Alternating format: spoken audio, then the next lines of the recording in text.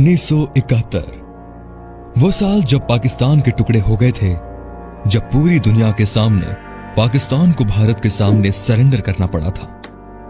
लेकिन पाकिस्तान को हराना और पाकिस्तान के टुकड़े करना इतना आसान नहीं था। ये वो समय था जब अमेरिका और दूसरे बड़े देश भारत के खिलाफ खड़े हो गए थे। ये वो समय था जब पूरी दुनिया में भारत अकेला पड़ गया था। तब रूस ने भारत का साथ दिया और भारत से अपनी दोस्ती निभाई। हालांकि रूस और अमेरिका एक दूसरे के कट्टर विरोधी रहे हैं, ये भी एक कारण था कि रूस ने पूरी दुनिया के खिलाफ भारत का साथ दिया। आज मैं आपको हमारे मित्र देश रूस के बारे में बताने वाला हूं, जिसने 1971 के भारत पाकिस्तान युद्ध में भारत का साथ दिया था और पूरी दुनिया के खिलाफ जाकर भी भारत से दोस्ती निभाई थी।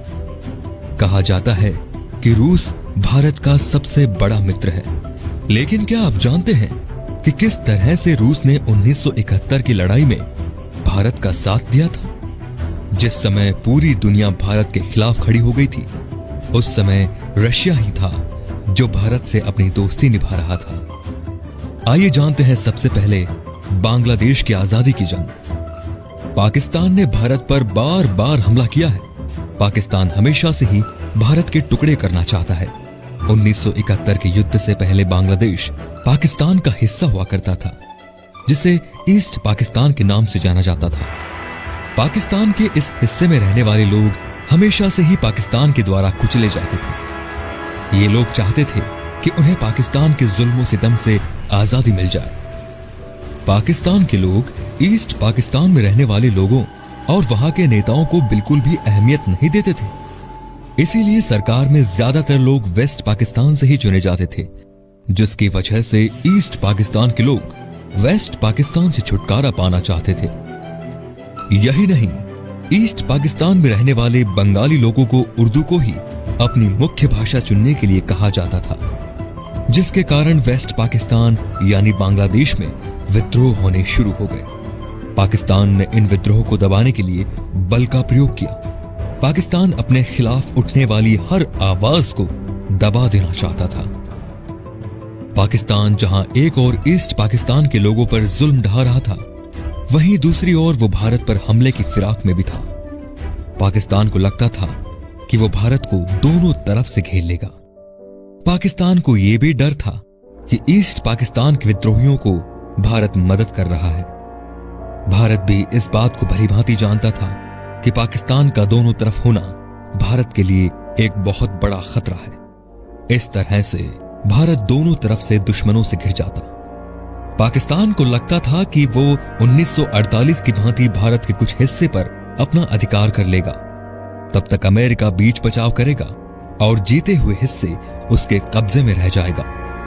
लेकिन पाकिस्तान का यह दांव उल्टा पड़ गया था, क्योंकि इंदिरा गांधी एक सजग नेता थी और उन्होंने पाकिस्तान को ऐसा सबक सिखाया जिसे पाकिस्तान आज तक नहीं भूल पाया है। पाकिस्तान को अपनी आधी जमीन और सेना खोनी पड़ी। दूसरे विश्व युद्ध के बाद यह सबसे बड़ा मिलिट्री सरेंडर था। अब जानते हैं 1971 भारत पाकिस्तान युद्ध। पाकिस्तान युद्ध की तैयारी कर चुका था। अमेरिका जानता था कि अगर भारत और पाकिस्तान में युद्ध होता है तो भारत आसानी से जीत जाएगा, जिससे एशिया में उसका प्रभाव कम हो जाएगा।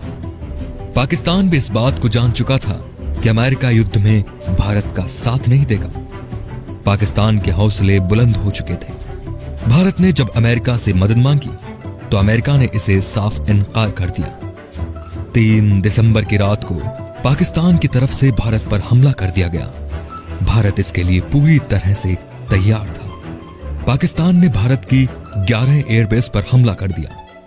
4 दिसंबर को भारत की तरफ से भी लड़ाई की घोषणा कर दी गई। ये पहली लड़ाई थी जिसमें भारत की तीनों सेनाएं एक साथ लड़ी थी और बहुत जल्द पाकिस्तान का 15,010 किलोमीटर का क्षेत्र अपने कब्जे में कर लिया था। लेकिन यह लड़ाई भारत के लिए आसान नहीं थी, क्योंकि अमेरिका इस लड़ाई में पाकिस्तान के साथ था। वहीं वो चीन को भी अपने साथ मिलाकर भारत को दबाना चाहता था।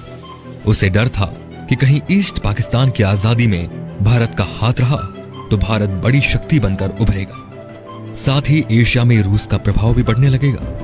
अमेरिका के द्वारा पाकिस्तान का साथ दिए जाने का एक कारण यह भी था कि पाकिस्तान अमेरिका के द्वारा बनाए गए 2 मिलिट्री संगठनों सैंटो एंड सिएटो का हिस्सा था। अमेरिका बांग्लादेश से भारत में आने वाली रिफ्यूजी की समस्या, वहां के लोगों पर हो रहे अत्याचार और उनकी आजादी को लेकर भारत का साथ नहीं दे रहा था, बल्कि वो चीन के साथ मिलकर भारत पर दबाव बना रहा था कि वो ईस्ट पाकिस्तान यानी बांग्लादेश के मुद्दे से दूर रहे।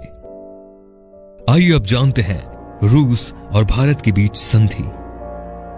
ऐसे में इंदिरा गांधी ने एक कठोर कदम उठाते हुए 9 अगस्त को सोवियत यूनियन के साथ शांति, भाईचारे और सहयोग की संधि पर हस्ताक्षर कर दिए, जिससे अमेरिका पूरी तरह से भारत के खिलाफ हो गया। 3 दिसंबर 1971 को पाकिस्तान ने भारत पर हमला कर दिया। 4 दिसंबर 1971 को इंदिरा गांधी ने देश में इमरजेंसी की घोषणा कर दी और सेना को पाकिस्तान का मुंह तोड़ जवाब देने को कहा। इस लड़ाई के पहले दिन ही भारतीय नेवी के जहाज राजपूत ने एक पाकिस्तानी सबमरीन को डुबो दिया। नेवी की स्पीड बोट्स ने 10 पाकिस्तानी बैटल शिप्स को खत्म कर दिया। साथ ही 12 पाकिस्तानी तेल भंडारों को आग के हवाले कर दिया। अमेरिका इस युद्ध में भारत को अलग थलग करना चाहता था। इसलिए अमेरिका के राष्ट्रपति निक्सन ने चीन को भारत पर हमले के लिए उकसाया।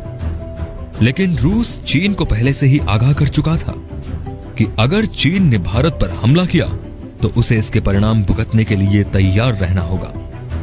पाकिस्तान के सैनिक इस आस से लड़ रहे थे और उन्हें कहा गया था कि चीन भारत पर हमला कर देगा तो भारत की सेना का उनकी ओर आगे बढ़ना मुश्किल हो जाएगा। लेकिन चीन ने इस लड़ाई में कभी भाग नहीं लिया। अब जानते हैं अमेरिका का भारत पर दबाव। 9 दिसंबर को अमेरिका के राष्ट्रपति निक्सन ने एयरक्राफ्ट कैरियर यूएसएस एंटरप्राइजेस को बंगाल की खाड़ी में भेज दिया ताकि भारत को डराया जा सके। उस समय तक अमेरिका को लग रहा था कि चीन भारत पर अटैक करेगा, जिससे भारत को चारों ओर से घेरा जा सकेगा। इस तरह भारत पाकिस्तान की ओर बढ़ना बंद कर देगा। लेकिन चीन रूस की धमकी की वजह से युद्ध में नहीं कूदा। 10 दिसंबर को ब्रिटेन का एयरक्राफ्ट कैरियर ईगल भी भारत को घेरने की रणनीति से चल पड़ा। अब जानते हैं 1971 की जंग में रूस का आक्रमण। तब रूस अपने जहाजों के बेड़े के साथ बंगाल की खाड़ी में उतर जाता है और ब्रिटेन के एयरक्राफ्ट कैरियर ईगल पर नजर रखता है। रूस ईगल का मुकाबला करने के लिए अपने न्यूक्लियर सबमरीन एंटीशिप मिसाइल्स को भी उतार देता है। रूस के इस रुख को देखकर ब्रिटिश सेना पीछे हट जाती है। रूस अमेरिका के एयरक्राफ्ट कैरियर का रास्ता भी पूरी तरह से रोक लेता है। उनका एक ही लक्ष्य रहता है कि अमेरिकी जहाज किसी भी भारतीय मिलिट्री बेस को निशाना ना बना सके। रूस की हर मिसाइल के निशाने पर अमेरिकी एयरक्राफ्ट था। रूस के मिलिट्री कमांडर अपने सबमरीन और जहाजों को अमेरिकी एयरक्राफ्ट के बिल्कुल नजदीक ले जाते हैं ताकि अमेरिका के जासूसी सैटेलाइट्स उन्हें अच्छे से देख लें और उन्हें अंदाजा हो जाए कि रूस अपने न्यूक्लियर सबमरीन के साथ उनके सामने है। इस तरह अमेरिका भी रूस के आक्रामक रवैयों को देखकर वापस चला जाता है। अब जानते हैं श्रीलंका की भूमिका। इस लड़ाई में श्रीलंका ने भी पाकिस्तान की मदद की थी। पाकिस्तान के जहाज श्रीलंका के एयरबेस पर फ्यूल भरवाते थे। लेकिन जब अमेरिका, चीन, ब्रिटेन जैसी दुनिया की महाशक्तिशाली सेनाएं भारत के खिलाफ थीं, उस समय रूस ने न केवल भारत का साथ दिया बल्कि पूरी दुनिया को अपनी ताकत का लोहा मनवा दिया। अब जानते हैं पाकिस्तान का आत्मसमर्पण। वहीं भारत की प्रधानमंत्री इंदिरा गांधी ने भी दुश्मन के दुश्मन को दोस्त बनाकर अपनी कुशल रणनीति का परिचय दिया था। 16 दिसंबर को पाकिस्तान ने भारत के सामने आत्मसमर्पण कर दिया।